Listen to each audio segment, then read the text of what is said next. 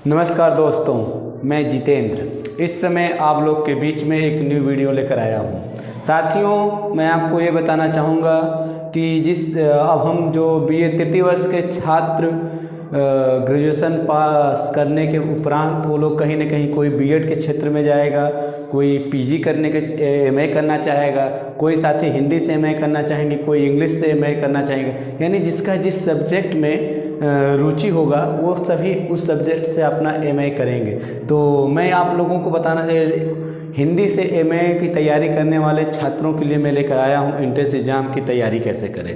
तो मैं इस समय आप लोगों को बताना चाहूँगा कि जैसे हमने एक जो वीडियो बनाया हूँ आज JNU, BHU, DU, AU MA Hindi common entrance exam यानी कि जवाहरलाल नेहरू विश्वविद्यालय, डीयू यानी दिल्ली विश्वविद्यालय एवं बीएचयू यानी काशी बनारस हिंदू विश्वविद्यालय एवं इलाहाबाद विश्वविद्यालय तो की एक कॉमन है, यानी एक सामान्य एंट्रेंस एग्ज़ाम हिंदी की कैसे तैयारी करने के लिए। तो इसी बीच में मैं आप लोगों को हिंदी साहित्य का काल विभाजन समझाऊंगा।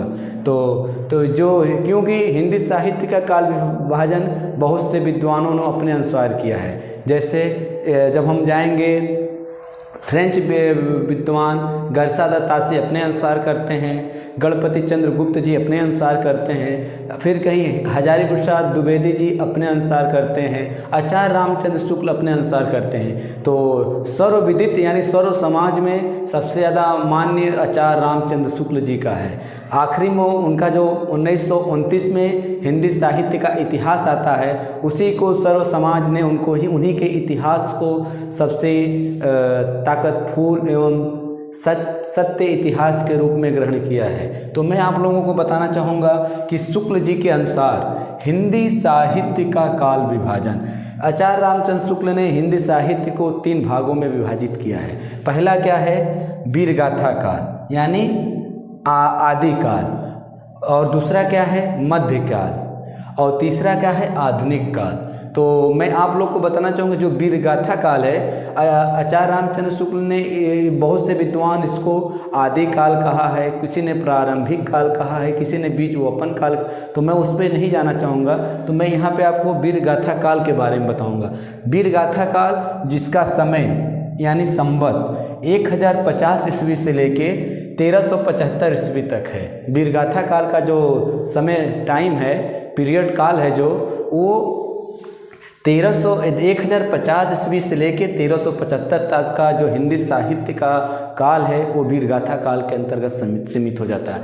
और दूसरा जो है मध्यकाल, जो मध्यकाल को आचार्य रामचंद्र शुक्ल जी ने 2 भागों में विभाजित किया है। पहला क्या है पूर्व मध्यकाल, दूसरा क्या है उत्तर मध्यकाल। और पूर्व मध्यकाल को उन्होंने भक्ति काल कहा है और उत्तर मध्यकाल को उन्होंने रीति काल का नामकरण किया है। तो मैं भक्ति काल का जो नामकरण किया है तो उसका जो समय पीरियड है, अवधि है, समय है संवत 1375 से लेके 1700 ईस्वी तक।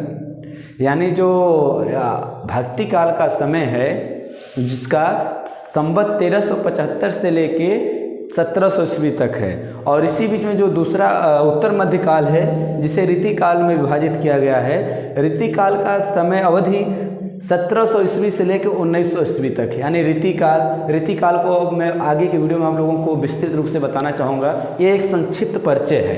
तो जिसका उसके बाद वो आता है आधुनिक काल। आधुनिक काल यानी जिसका संवत 1900 ईस्वी से लेके अब तक, यानी जो इस समय हम हिंदी साहित्य में जितनी भी रचनाएं हो रही 1900 के बाद का वो सब आधुनिक काल है। तो आप लोग तो देख लिए काल विभाजन आचार्य रामचंद्र शुक्ल जी के अनुसार। तो मैं अब आपको आदिकाल के नामकरण पे आप लोग को बताना चाहूँगा, क्योंकि एंट्रेंस एग्जामों में बहुत सा जो मतभेद जैसे प्रश्नों का बहुत ज़्यादा आता है। हमने अभी जेएनयू के एंट्रेंस एग्जाम में देखा, बीएचयू के एंट्रेंस एग्जाम में देखा और एयू के एंट्रेंस एग्जाम में देखा कि जो काल का समय जो अलग अलग विद्वानों में मतभेद है उसे लेकर प्रश्न बहुत ज़्यादा बनता है। तो मैंने आप लोग को बताना चाहूँगा जो आदिकाल और वीरगाथा काल, तो जो मैं आपको ये बताना चाहूँगा कि हिंदी साहित्य के विभिन्न विद्वानों ने प्रारंभिक काल को भिन्न भिन्न नामों से वर्गीकरण किया है। जो एक आते हैं विदेशी विद्वान डॉक्टर ग्रियर्सन, उनका पूर्ण नाम था doctor George Grierson, short name है डॉक्टर ग्रियर्सन। उन्होंने हिंदी आदिकाल को चारण काल के नाम से वर्गीकृत किया है। यानी उस समय चारण काल, जो उस समय राजाओं के दरबारों में राजा के व्याख्यान करते थे उनको चारण कहा जाता था। उसके उपरांत वो आते हैं मिश्र बंधु। मिश्र बंधु ने आदिकाल यानी वीरगाथा काल का जो दूसरा नामकरण करते हैं वो प्रारंभिक काल के नाम से।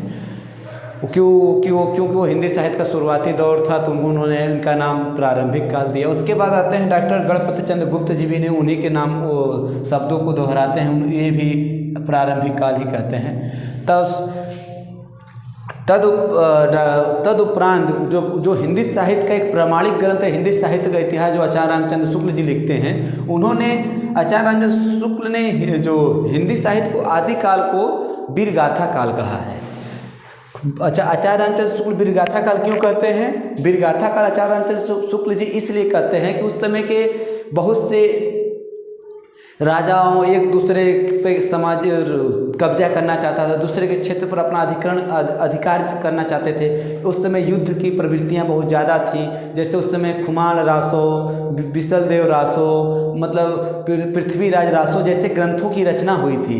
इन्हीं सभी ग्रंथों को उन्होंने आधार बनाकर आचार्य रामचंद्र शुक्ल जी ने वीरगाथा काल नामकरण किया है। तब उसके ऊपर आते हैं हजारी प्रसाद द्विवेदी जी।